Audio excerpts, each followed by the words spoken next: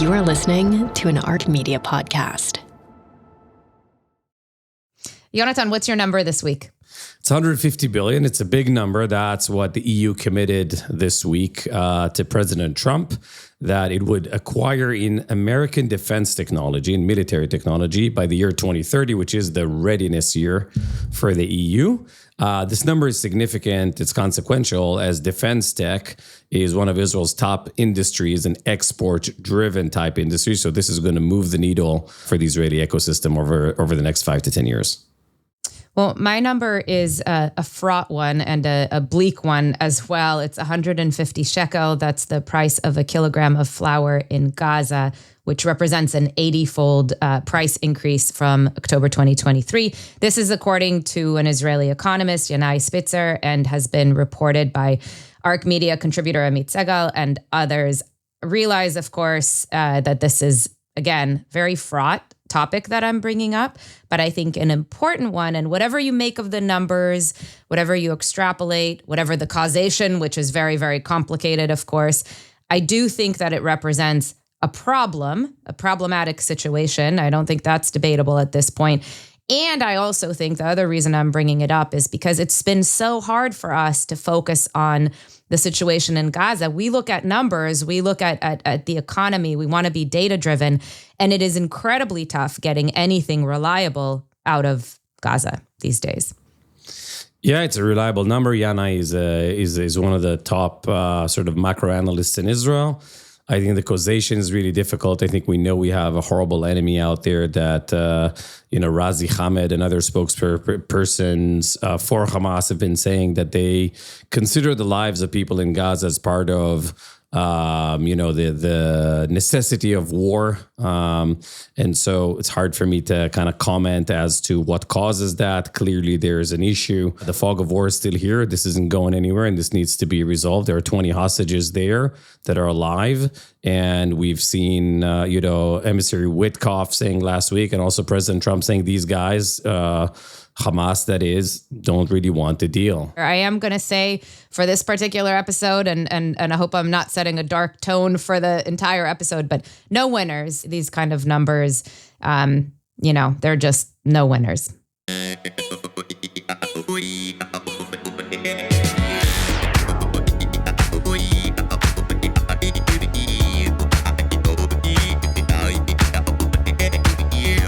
Jonathan, it is 9 a.m. here in Palo Alto. 7 p.m. Israel. It's still early evening, so there's daylight. Well, I'm having my second cup of coffee here, and I realize we kicked things off on a very heavy note. It's probably indicative of kind of the tone and the mood overall.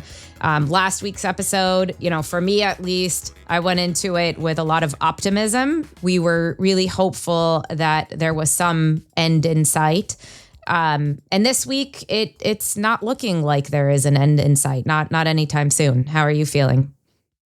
Well, look, I think Israel's left with its most hostile, medieval type enemy and adversary. This is echoed by President Trump's comment that he was also surprised at the Hamas's last position in the negotiation, which clearly indicates they don't want to see a resolution in the deal.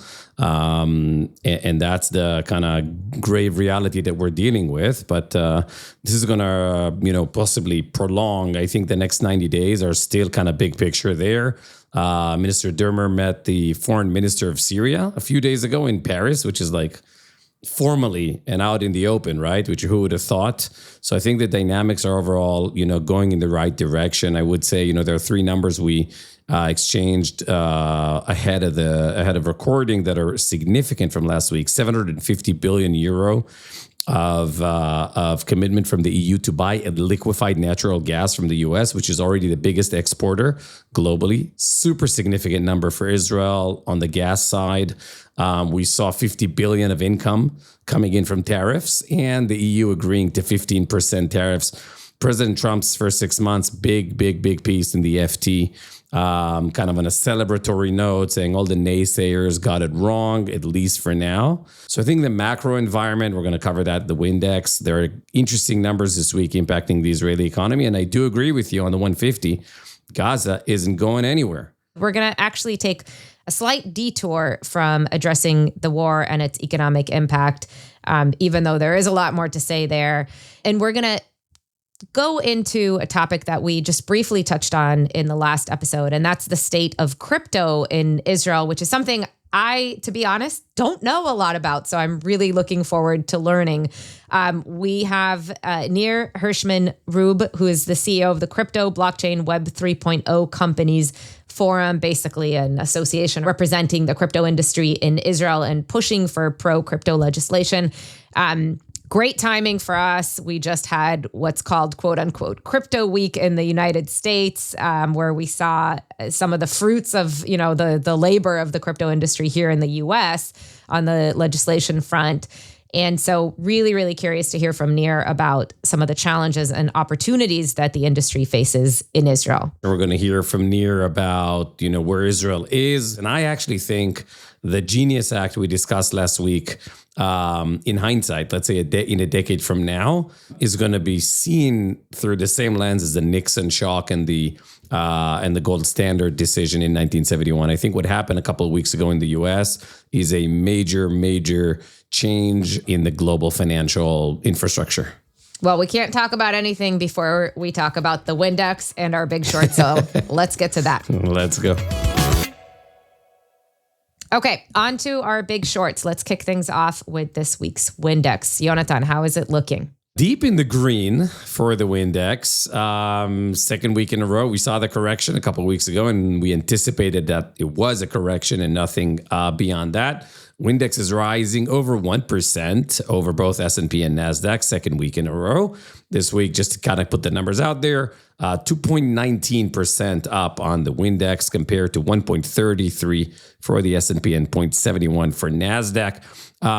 We're talking crypto this week. Etoro is leading the pack with 14.62% rise on the week in anticipation for a product launch. And I read some of the analyst reports are anticipating a release of the product that is in line with the new Genius Act. So one of the big winners, an Israeli company already IPO'd, opened at the crypto IPO moment in anticipation for the change in policy from Washington. A lot of excitement for Etoro, and we're seeing that in the stock performance of the last week, leading the Windex. On the low side, by the way, I think we should cover just before we move on the red, or as President Obama used to say, leading from behind. We do have Mobileye, autonomous car giant, that's underperforming this week at significant figures. I think two things are important here. Mobileye, it's again a correction. You kind of read on the news, they just had a Q2 update that was actually super good and beat estimates. Revenue so up 15% year over year. So that's good news. Good news, but overall, I think the market is reading as it should, very much into the Intel sell-off. Remember, Intel used to own 88% of Mobileye a couple of weeks ago, and now it owns 80%.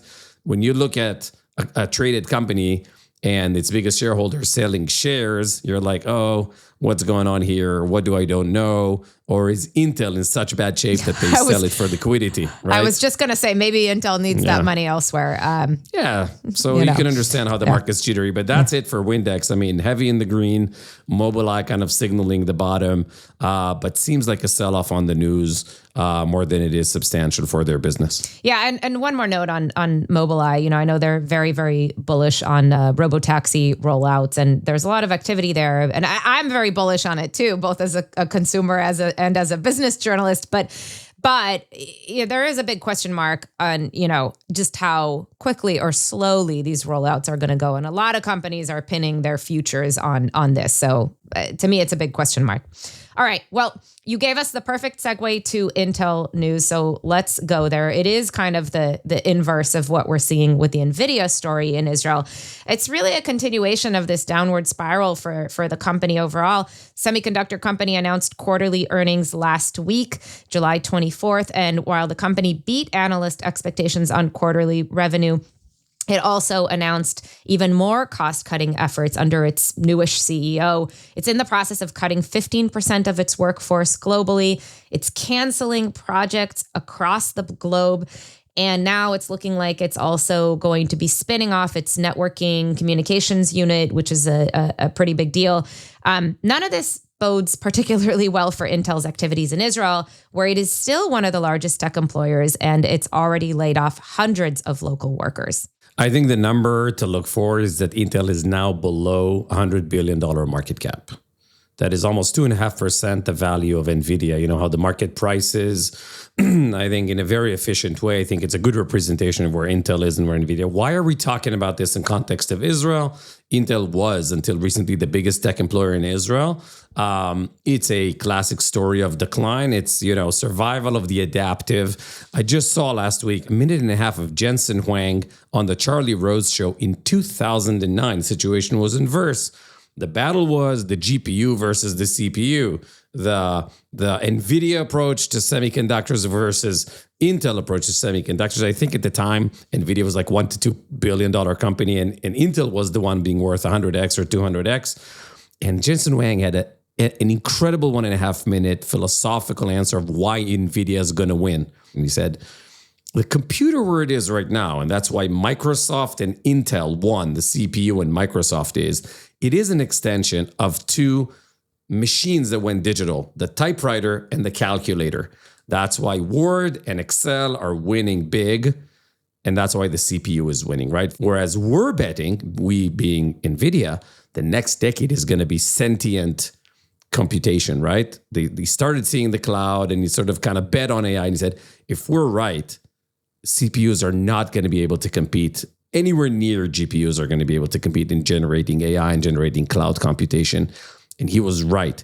The answer was not how we're going to make better silicon wafers and nano The entire measurement went off. Now, I think the important piece about Israel here is there was a huge confrontation between the left and right in Israel over the last 25 years. Intel, in cumulative sense, saw, I think, tens of billions of shekels of tax benefits in Israel.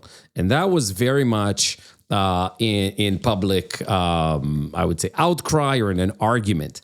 Israel is reaping its silicon dividend right now. The government provided those, the Intel employees, the Intel know-how. We're one of 3 countries in the world that really have silicon know-how. Now, that silicon know-how, compared with how the ecosystem is built, is basically being transferred from Intel into startups and into NVIDIA. And I think that's a classic. And we go back to this in many of our episodes, the difference between kind of a tech industry with mature companies and an ecosystem. And the indications of how mature and sophisticated and resilient the Israeli tech industry is when you see kind of Intel going in decline, NVIDIA coming in, buying Mellanox, developing a huge, center here and doubling down on it after the 20 months of war. That was what we discussed a couple of weeks ago. That's why I think it is heavily indicative. Very proud of, my friends here in this space. I think this bodes well for Israel's future. And, it's hard to kind of see Intel going down that path. This company has a golden share in where the Israeli ecosystem is. Yeah, Intel is an incredible company, has been an incredible company. It is sad to see this decline. Since we are going down memory lane here and providing some historical context, I do want to say, as incredible of a company as it is, probably the hardest interview I ever did as a journalist, this was way back, was a sit-down video interview with Paul Otellini, the former CEO. There have been several transitions since, and it was quite a long time ago, and the interview was all about why they missed the boat on mobile. So forget AI. This was back in the day. They missed that boat. And Paolo Otellini almost walked out on the interview. I think I cried after. It was awful.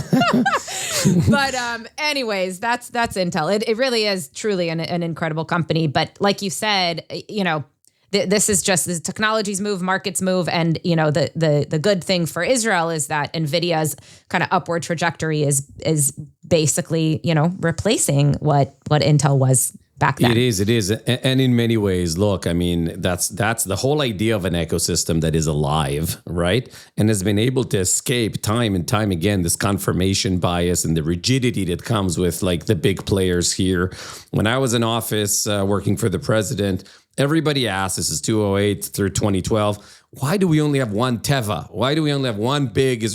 Like, what do we have 10? I was like, no, we don't want to have 10 Tevas.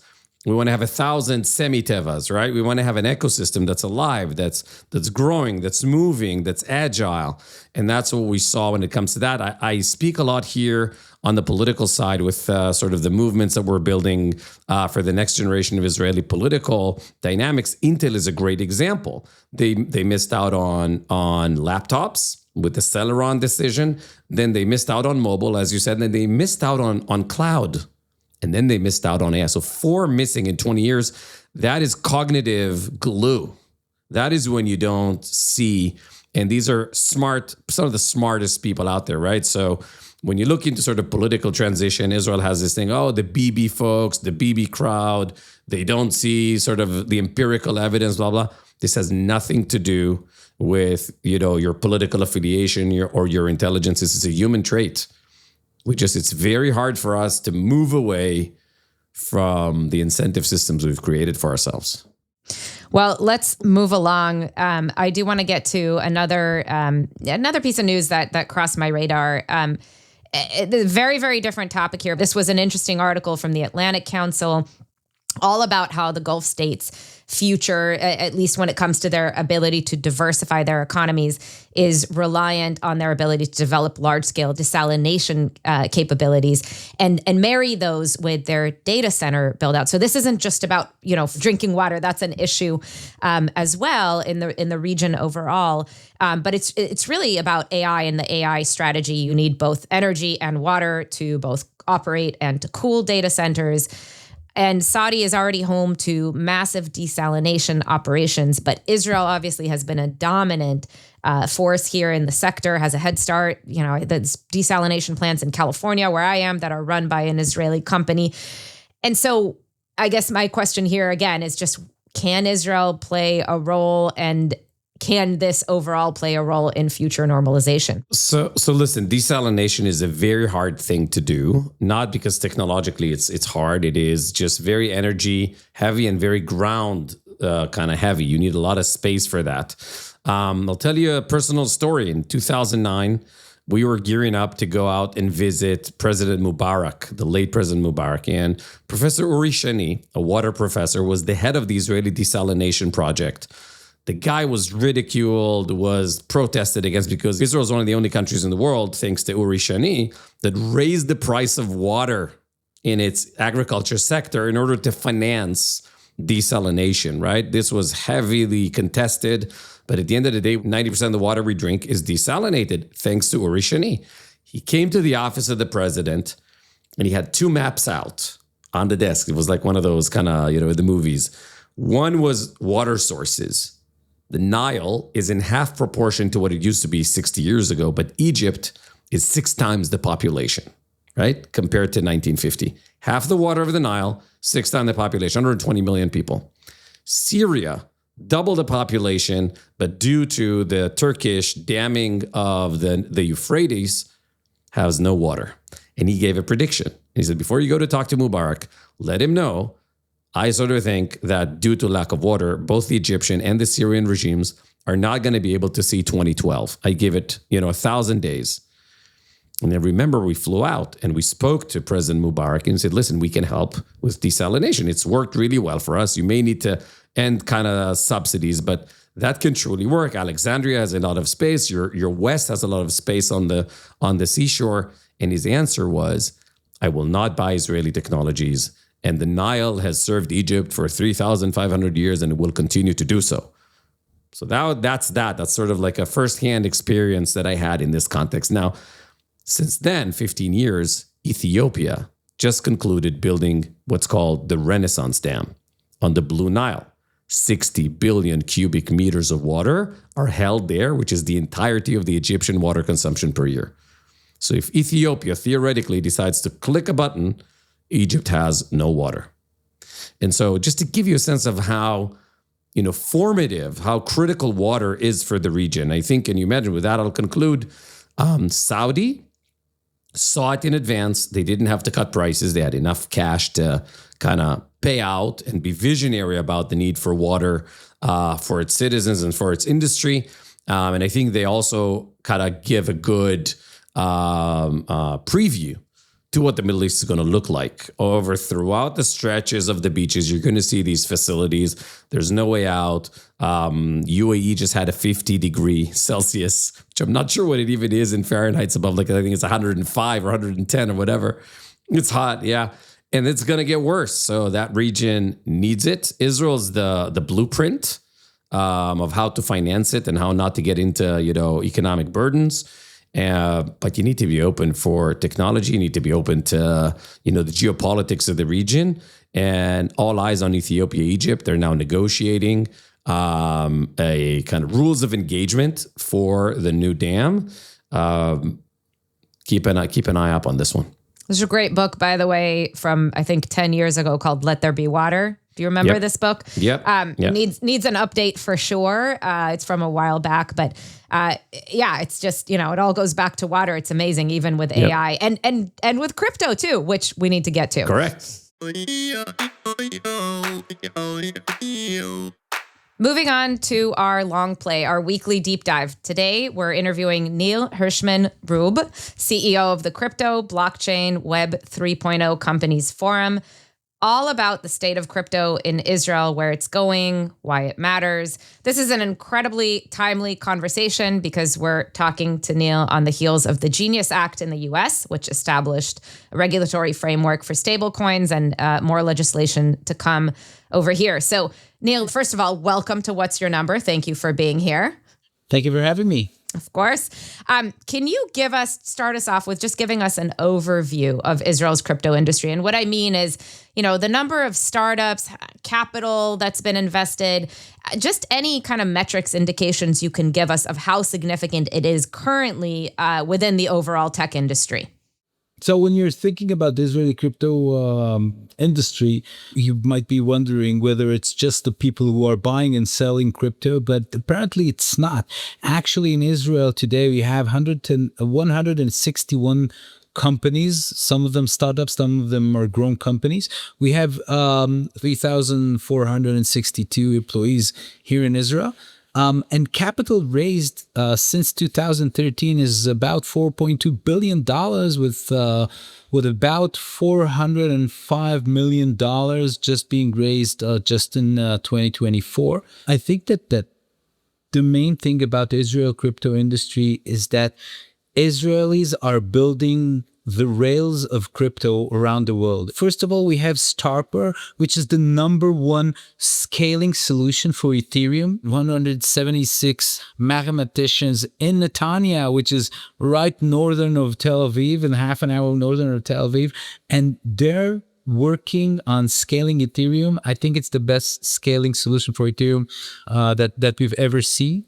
Fireblocks, I think the best security solution in the crypto world today. I don't think that you have a major exchange that doesn't use Fireblocks. It's a household name. It's almost 700 employees. Most of them are in Israel. Fireblocks is an American company and an Israeli company, but the founders are Israeli. Even the guy who founded the X-Stocks of Kraken, if you've heard about the tokenization platform of that Kraken just launched, is an Israeli, Adam Levi. And I think this is something very remarkable. The main issue with Israel is that we have the ingenuity, we have the talent. The problem is, I think that we were a step behind the United States. If we're looking at the United States, then right like a few months ago, before the Trump administration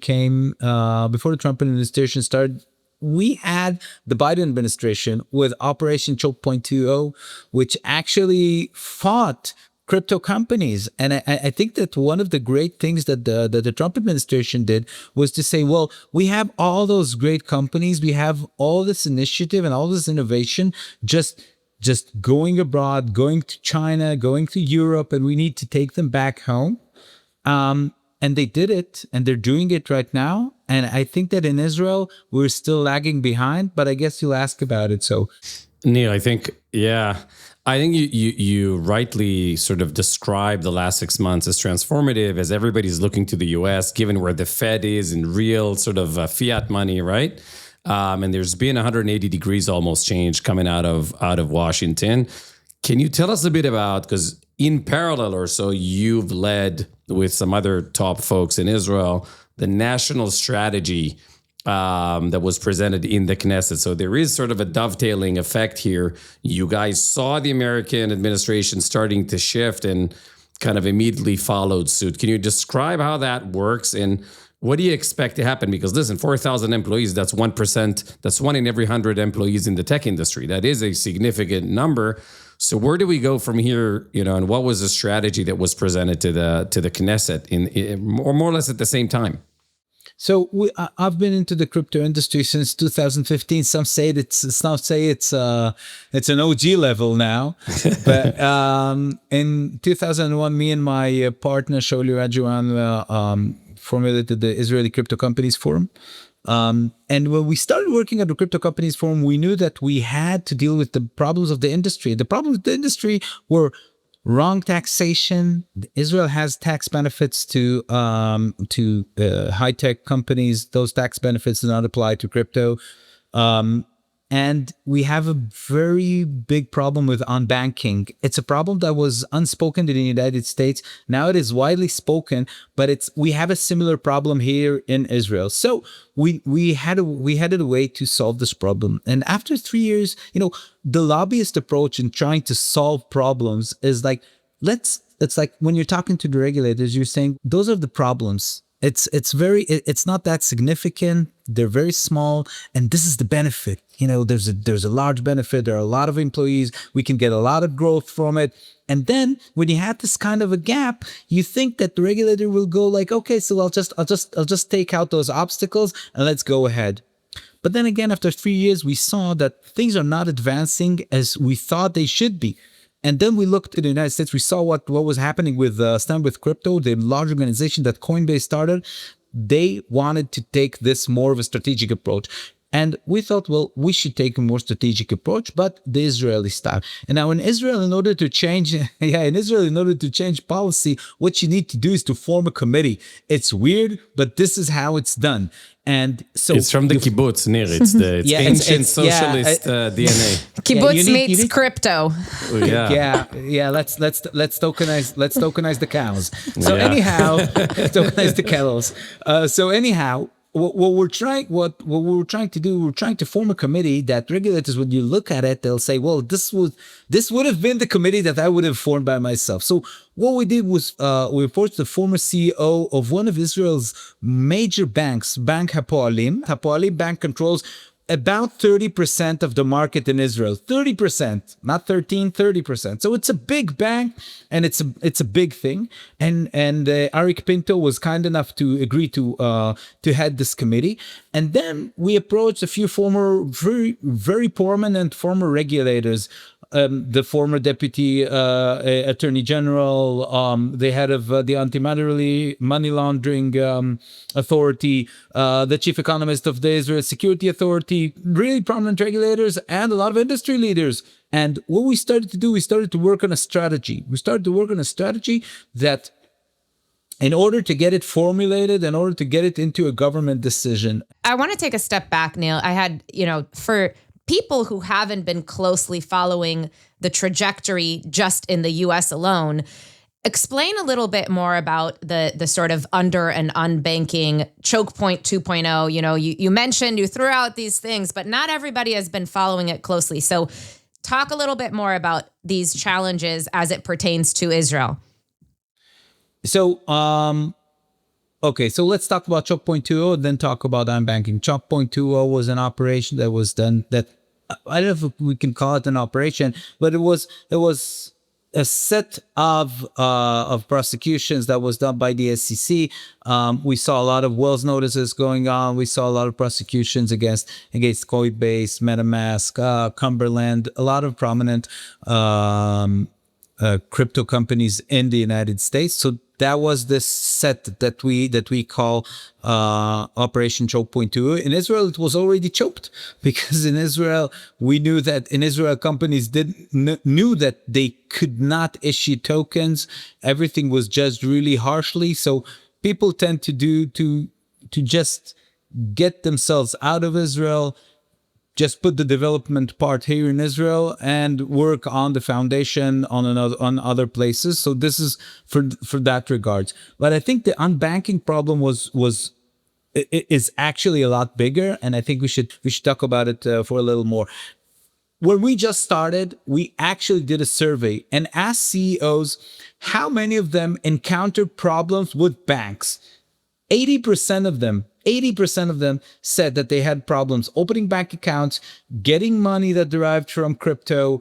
75% of them said that they actually had losses from this, that they actually suffered losses because they were unbanked. And I think that the most outrageous thing is that 45% of the companies that were asked said that the IRS, the tax authority, actually gave them fines because they weren't able to pay their taxes. Because in Israel, I think mostly like other places around the world, you need to pay taxes in shekels in the local currency, but you have, and this is unlike other places, you have to pay it from Israeli banks. So it's like a Kafkaesque situation in which you have fiat, you have dollars or shekels in an American bank, and then when you try to transfer them, they're from crypto. Okay, they used to be USDC or USDT. You sold them, now they are dollars, and now you try to transfer them into an Israeli bank,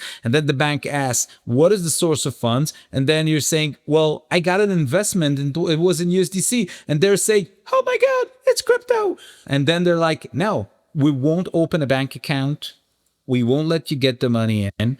Now, it's like a company can actually pay their employees from abroad. They can pay their rents and everything.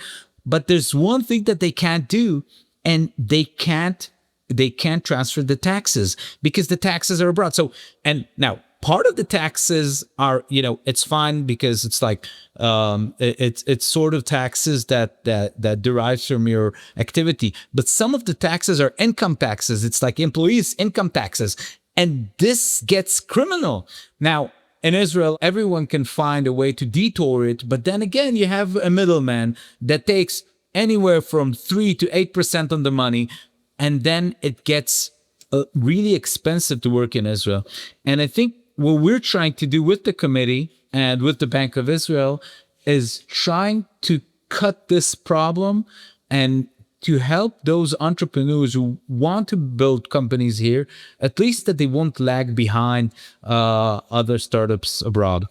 You touched earlier on some of the origins of the crypto market, but what really, we know a lot about cyber. It makes a lot of sense why there's so much cyber talent in Israel coming out of the military. What about crypto? What's the talent that's really needed here? And what's Israel's strength? What does it bring to the table?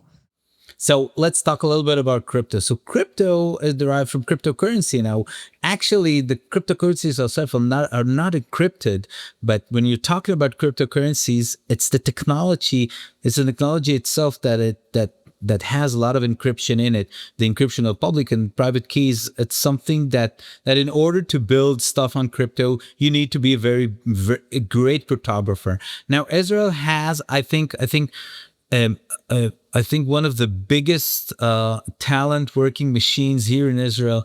It's like, if I could just name Professor Shafi Goldwasser, Professor Aviv Zohar, Yonatan Sompolinsky, Benny Pincus, Professor Eli Ben Sasson from Hebrew U. It's like a lot of prominent cryptographers in the world are actually Israelis. We have a lot of knowledge. We have a lot of talent. And now when those cryptographers, when they exit the army, then they have this kind of crossroad in which they can go from cyber to cyber, which is kind of a defense thing. But if it's not their thing, and if army and defense are not their thing, they want to do something fun, nice, and pure fun, because in Israel, you have a lot of heavy stuff. And sometimes you don't want to do that heavy, stuff that you do. And so they go to crypto, and then they start building. When you're opening the Ethereum white paper, you have two scientists that are quoted there, Aviv Zohar and Yonatan Sampolinsky, which are Israelis. And then again, when you see Caspa, which is the fastest proof of work cryptocurrency is working in the world today, you have Yonatan Sampolinsky and Doug Labs, which was an Israeli company. And, you see it all around. I think that cryptographers, mathematicians are our great strength. And I think this is something that has to do with cyber and encryption, but with the choice that people have not working in the cyber arena, but going to other stuff. And I think people like it a lot. There's a great story back I think it was in 2013, when the world tried to figure out whether or not blockchain is indeed as strong and as safe. Everybody was looking for the S in RSA, which is the standard, sort of cryptography. That is Adi Shamir. Adi Shamir is one of the most important, that's the S in RSA, the most important cryptographers in the world. Winner, by the way, Michal, last week we spoke of the Turing Award, which has an incredible disproportion of Israeli scientists, not only per capita to Israel. Adi Shamir was the sort of seminal article said, I checked it, blockchain is indeed mathematically that was one of those big moments in the rise of blockchain and Bitcoin, was this validation from Adi Shamir here in Israel. Adi Shamir was actually developed the whole public and private keys encryption system, which actually stands at, this is Bitcoin. If you're talking about Bitcoin without private and public keys encryption, you don't have Bitcoin. So, Neil, I was going to ask you whether or not you think there's still a path ahead for crypto to be more than another cryptocurrencies as another investment vehicle. I think you've pretty much answered that. I think you have a much broader view here. So let's end on this. Can you just give us what's the path forward for Israel? You talked about both the problems and the approach on the regulatory side, and we talked about the size of the market. What is the path forward in terms of legislation? Where do things stand now, and where are they going? I was listening the other day to Mark Andreessen on Interesting Times, the podcast on Interesting Times. And what he said is that he needed to change the way that the American government thought about not only about crypto, but about AI too. And I think we're on a monumental moment. And I'm not being dramatic, because Israel is on a crossroad. And I think that Israel, first of all, needs to have a functioning government, and in order to push a lot of reforms forward. One of this reform is the crypto reform, which we need to do because we need to create 70,000 jobs in the next 10 years, high-paying jobs here in Israel. And we can't stand by and look at that industry leave. And actually, the large benefit of crypto is that it can induce growth. And let me just put, and I'll finish with that, let me just put numbers on it when we're talking about growth. If Israel will remove the obstacles for the crypto industry, we're looking at a benefit of $120 billion to the GDP, just in Israel, 120 billion shekels GDP. But I think that if we need to relay a message to the Israeli government, is that time is running up for us. The competition is major. The competition is massive. Everybody's working on the next big thing. Everybody's working on real world assets. Everybody's acquiring Bitcoin reserves. Everybody's applying stable coins. And if we'll keep on haggling about whether the bank got the $1 million transfer that somebody sent him from Kraken or not, I think this is where we'll stay for the next 10 years. We need to be a lot more courageous. We need to step up to the challenge. And I think that the Israeli government, whichever side it is, I think that Israel has this kind of courage, but we need to step up to the challenge. Otherwise, we're going to miss out on a lot here. Neil, thank you so much. Fascinating conversation. Thanks, Neil, for having me. Thanks a lot. Thank you, Jonathan. Thank you, Micha.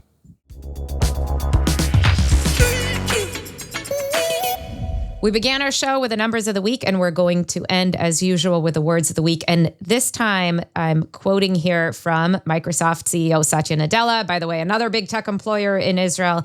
And this is him explaining why the company laid off about 7% of its workforce this year, despite the successes, the growth in AI, cloud, et cetera. Very different story here from what we're seeing with Intel and the layoffs. And the part of the quote that I want to call out is this. This is the enigma of success in an industry that has no franchise value. Progress isn't linear. It's dynamic, sometimes dissonant, and always demanding. And I just thought this was, first of all, a beautiful quote. He is a very well-spoken man. I'll give him that for starters. But also because, we've been talking so much about jobs and talent, both in Israel and in the U.S., huge topic right now in the tech industry in particular. And we have thought about it as linear. More growth means more jobs. That's still to some extent the case, but not necessarily in the future. And this has repercussions, again, both in the U.S. and in the Israeli tech sector. Spot on. I think we're going to see a parabolic shape. We're going to see at some point over the next 5-7 years, more growth, less employees. I think Satya's brave. I think, when Satya took over from Steve Ballmer, who led Microsoft for so many years, Steve Ballmer could not have led, he was Ottolini, right? He could not have led Microsoft into the next generation. Satya comes in, it's the same asset base, right? It's the same asset, it's the same employees. But he basically says we need to take big bets. It's not going to be for eternity that Excel and Office and so on are going to drive the cash cow. And he makes big decisions on Azure, on AI, on other decisions in M&A. And I think he's a brave leader and example through this quote of seeing and acting ahead of the curve. Now, the one thing I'll say from being a tech CEO myself for a decade or so, the more employees, the harder it is to manage, the harder it is to be nimble. So the case for, less employees, even in good times, right, doesn't mean that as the times are good, you increase your workforce. If you don't have to, it makes it very hard. You're less nimble. So huge kudos and respect for him taking this brave position and being eloquent about it. Well, to quote another great man, "Mo money, mo problems," except this time it's "mo people, mo problems," right? All right, we will leave it at that. That's it for today's show. Thank you for tuning into Ark Media's What's Your Number? We hope you found it interesting. And if you did, please be sure to like, subscribe, rate, review. You know the drill. But most importantly, share it with others who you think will find it interesting. And if you want to make suggestions or share your feedback, please reach out to us at whatsyournumber@arkmedia.org.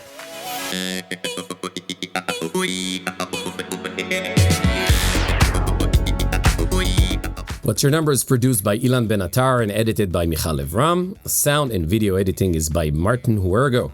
Our theme music is by Midnight Generation. I'm Yonatan Adiri. And I'm Michal Evram. See you back here next week. This podcast offers general business and economic information and is not a comprehensive summary for investment decisions. It does not recommend or solicit any investment strategy or security.